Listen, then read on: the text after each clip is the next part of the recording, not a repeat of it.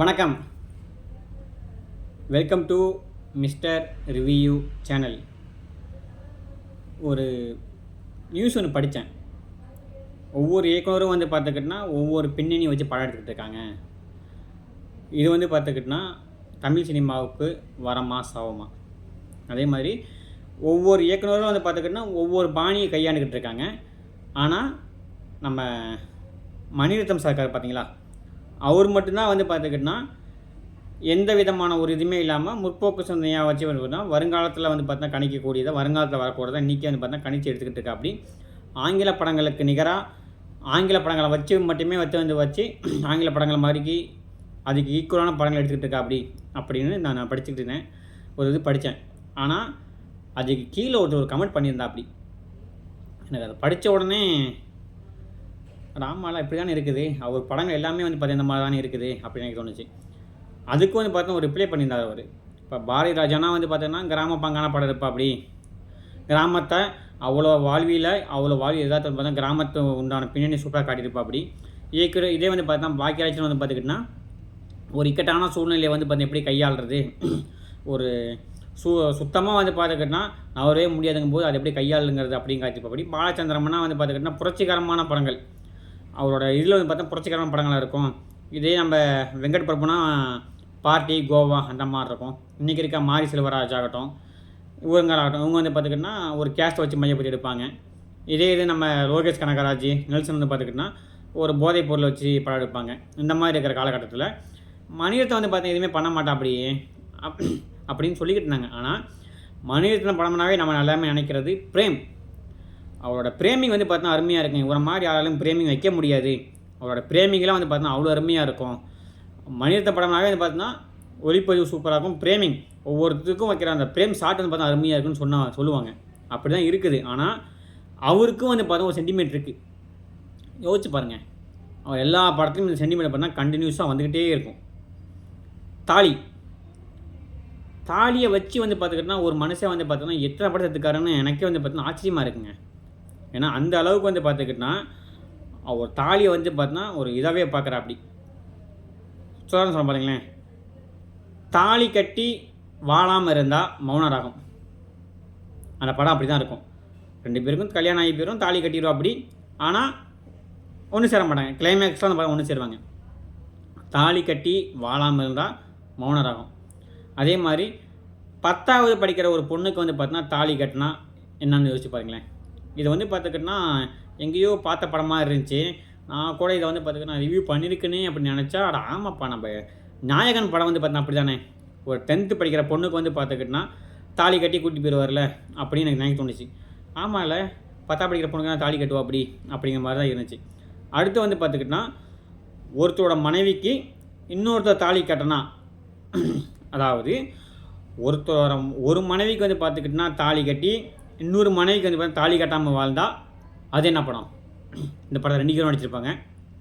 அக்னி நட்சத்திரம். கார்த்திக்கும் பிரபுவும் நடிச்சிருப்பாங்க. யோசிச்சு பாருங்களேன், இந்த படத்தில் பார்த்துக்கிட்டனா ஒரு மனைவிக்கு பார்த்துக்கிட்டனா பிரபுவோட மனைவிக்கு பார்த்தோம் தாலி கட்டி வாழ்ந்துட்டு இருப்பா. நம்ம கார்த்தியோட மனைவிக்கு பார்த்துக்கிட்டோம் தாலி கட்டாமல் வாழ்ந்துட்டு இருப்பா. ஆனால் 2 மனைவி அவருக்கு. யோசிச்சு பாருங்களேன், கரெக்டாக சிங்க ஆகுதுங்களா? அடுத்து பார்த்திங்கன்னா இன்னொருத்தோட மனைவிக்கு பார்த்தோன்னா தாலி கட்டுறது. நம்ம சூப்பர் ஸ்டார் நடிச்சிக்க தளபதி அந்த படம் தான் இது. இன்னொருத்தோட மனைவிக்கு பார்த்தா தாலி கட்டியிருப்பா. ஆமாம்ல, இதை பார்த்துக்கிட்டோன்னா நம்ம மவுண்டி பார்த்தோன்னா பேசி கன்வின்ஸ் பண்ணி பண்ண வச்சுருப்பா. இன்னொருத்தரோட மனைவிக்கு தாலி கட்டுற மாதிரி அதை பார்த்துக்கிட்டா அப்படி இருக்கும்.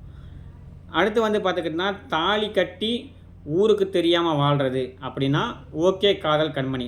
தாலி கட்டி ஊருக்கே தெரிஞ்சு வாழ்கிறதுங்க ஓகே காதல் கண்மணி. பாருங்களேன் எந்த அளவுக்கு பார்த்தீங்கன்னா டீப்பாக ஆரஞ்சிருக்கா. அடுத்தது தாலி கட்டி குழந்தையை பெற்றுக்காமல் இருக்கலாம், லிவிங் டுகெதர். அதாவது கல்யாணத்துக்கு முன்னாடியே பார்த்துக்கிட்டா குழந்தையை பெற்றுக்கிற மாதிரி. அதான் பார்த்துக்கிட்டா நம்ம காற்று வெளியிடை இந்த படத்தில் பார்த்தீங்கன்னா கார்த்தி அப்படி இருக்க மாட்டா. ஆனால் கார்த்தியோட அண்ணன் பார்த்துக்கிட்டா அப்படி இருப்பா. கார்த்தியோட அண்ணனுக்கு பார்த்தா இந்த மாதிரி தான் இருக்கும். ஏன்னா பார்த்துக்கிட்டா அவர் அந்த மாதிரி தான் பண்ணியிருப்பா. அடுத்து பார்த்தீங்கன்னா தாலி கட்டி அவங்கவுங்க வீட்லேயே வாழ்கிறது.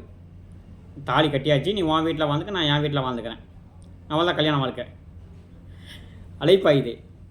யோசிச்சு பாருங்களேன், அப்படி தான் இருந்துச்சு அந்த படம்.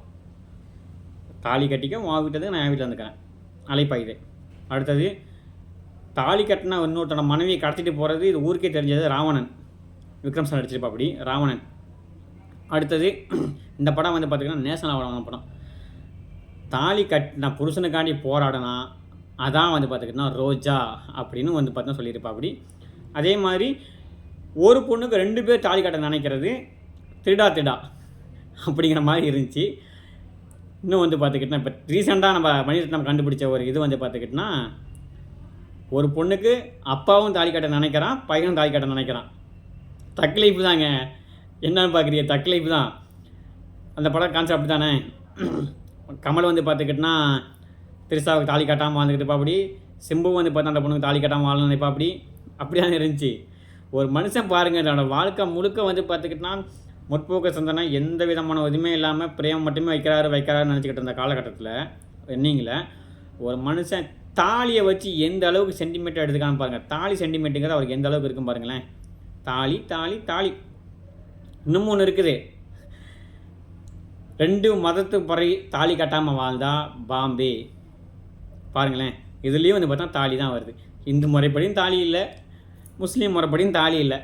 ஆனால் 2 பேரும் ஒன்று சேர்ந்து வாழ்ந்துக்கலாம், பாம்பே. பாருங்க மனுஷன் தாலியை வச்சு எந்த அளவுக்கு வந்து பார்த்துக்கிட்டா கதையை கொண்டு போயிருக்காருன்னு பாருங்கள். தாலியை வச்சு அவருக்கு சேர்ந்த மாதிரி கதையை கொண்டு போயிருக்கா அப்படி. இந்த அளவுக்கு யாருனால யோசிக்க முடியும் சொல்லுங்கள். எனக்கு இந்த கமாண்டை படித்தவொடனே யாருப்பா அது மனுஷன், எனக்கே வர பார்க்கணும் போல இருக்குது அப்படி மாதிரி தோணுச்சு. ஏன்னா அந்த அளவுக்கு வந்து பார்த்தா மணிரத்னத்தோட தீவிர விஷயம் இருப்பார் போல். யாருங்க சொன்னது மணிரத்னம் வந்து சென்டிமீட்டர் இல்லைன்னு. இந்த மாதிரிலாம் வந்து பார்த்தா இப்படிலாம் வந்து பார்த்தா அவர் சென்டிமீட்டர் பாட்டு ஒவ்வொரு படம் எடுத்துக்கிட்டு இருக்கா அப்படி.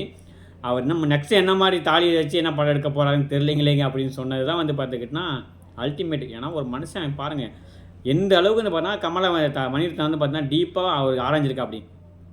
மணிரத்னோட படத்தைங்க அந்த அளவுக்கு ஒரு நுணுக்கமாக கணிச்சதுனால தான் இந்த அளவுக்கு வந்து பார்த்தீங்கன்னா அவர் வந்து பார்த்துக்கிட்டா தெளிவாக சொல்கிறா அப்படி. இல்லைன்னா வந்து பார்த்தா இந்த அளவுக்கு வராது.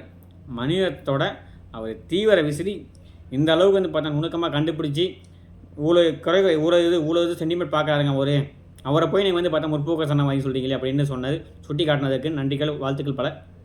இந்த மாதிரி ஆளுங்களாம் தமிழ்நாட்டிலாம் இருக்காங்க அப்படின்னு நினைக்கும் போது சந்தோஷமாக இருக்குது. ஒரு மனுஷன் 20 வருஷமாக போட்ட உழைப்பை மனுஷன் ஒரே மெசேஜில் வந்து பார்த்தா முடிச்சிட்டா, ஒரு கமெண்டில் முடிச்சிட்டா அப்படி. இந்த அளவுக்கு இருக்காருங்க அப்படின்ட்டு நான் அதை எதிர்பார்க்கவே இல்லைங்க. யோசிச்சு பாருங்கள், இந்த வீடியோ பார்த்தோன்னே உங்களுக்கே புரிய வரும். மீண்டும் ஒரு தமிழ் சினிமா செய்திகள் நிகழ்ச்சியிலையோ அல்லது நான் பார்த்த திரைப்படங்கள் அப்படிங்கிற டாப்பிக்லையோ கண்டிப்பாக நான் மீட் பண்ணுறேன். அது வரைக்கும் நீங்கள் பண்ண வேண்டியது எனக்கு ஒன்று, நிறைய பேர் வீடியோ பார்க்குறீங்க ஆனால் சப்ஸ்கிரைப் பண்ணாமல் சேனலை பார்க்குறீங்க. சேனலை சப்ஸ்கிரைப் பண்ணிவிட்டு முழு வீடியோ பார்த்தீங்கன்னா எனக்கு கொஞ்சம் உத்வேகமாக இருக்கும். அதனால் அனைவரும் சேனலை சப்ஸ்கிரைப் பண்ணிட்டு முழு வீடியோ பாருங்கள். மீண்டும் ஒரு நல்ல சந்திப்போம். நன்றி, வணக்கம், தேங்க்யூ.